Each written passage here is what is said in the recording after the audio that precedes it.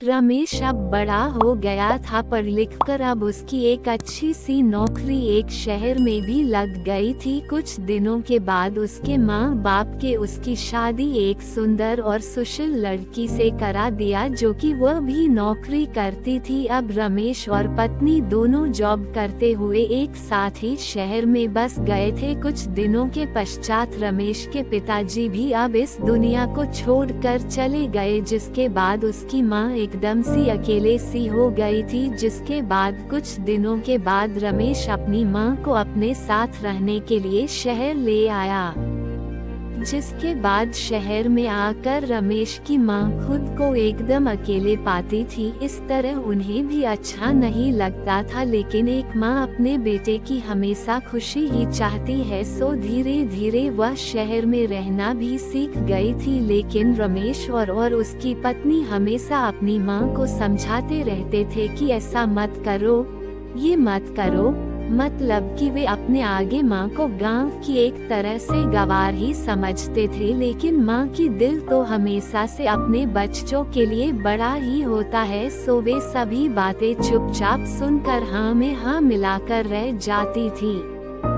एक दिन की बात है, सुबह रमेश की पत्नी को ऑफिस जल्दी जाना था, सो वह सब कुछ जल्दी से तैयार करके रमेश का खाना पैक करके ऑफिस चली गई। फिर इसके बाद रमेश भी जल्दी तैयार होकर ऑफिस निकल गया था। फिर कुछ समय बाद रमेश की माँ ने देखा कि उसका बेटा तो खाने का लंच बॉक्स तो घर पर ही भूल गया है, तो माँ ने बिना देर करते हुए फटाफट ऑफिस पहुँच गई और पास में एक कुर्सी पर बैठ गई, क्योंकि कंपनी में बाहर के व्यक्तियों को अंदर जाने के लिए मना था। सो फिर बेटे को दिक्कत न हो इसलिए फोन न करके मैसेज किया, लेकिन रमेश अपने काम में बिजी था, सो माँ के मैसेज पर ज्यादा ध्यान न दिया। लेकिन उसकी माँ बाहर कब से उसका इंतजार कर रही थी। इस तरह कई घंटे बीत गया और इस बीच कई मैसेज भी किया, लेकिन रमेश का कोई उत्तर नहीं आ रहा था। इस तरह रमेश की माँ को चिंता होने लगी थी।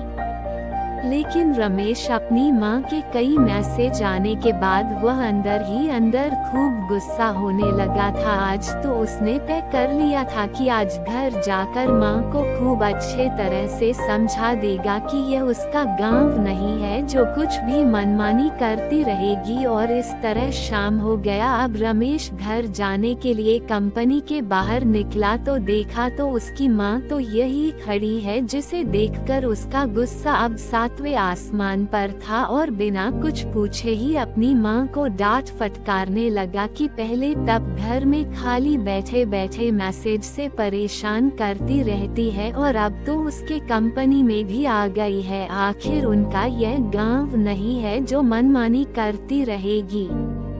यह सुनकर रमेश की माँ ने खाने का टिफिन रमेश की ओर आगे बढ़ा दिया, जिसे देखकर रमेश को अब समझते हुए देर ना लगी कि वह अपना खाना भूल गया था, जिसे माँ ने उसे देने के लिए यहाँ आई थी।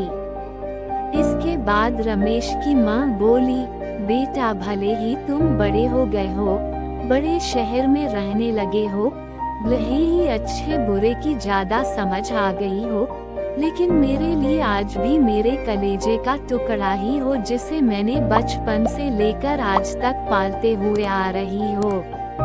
रमेश को अब आंखें खुल चुकी थी कि आखिर उसकी माँ उसकी परवाह करते हुए खाना लेकर आई थी, जिसे वह बिना सोचे समझे अपनी माँ को ही डांटे जा रहा था।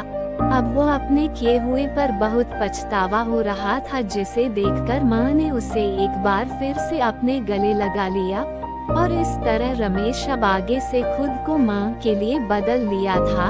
अब उनकी पहले से ज्यादा अच्छे से देखभाल करने लगा था, जिसके बाद माँ को अब शहर भी अच्छा लगने लगा था, क्योंकि अब उसका बेटा फिर से उसे मिल गया था।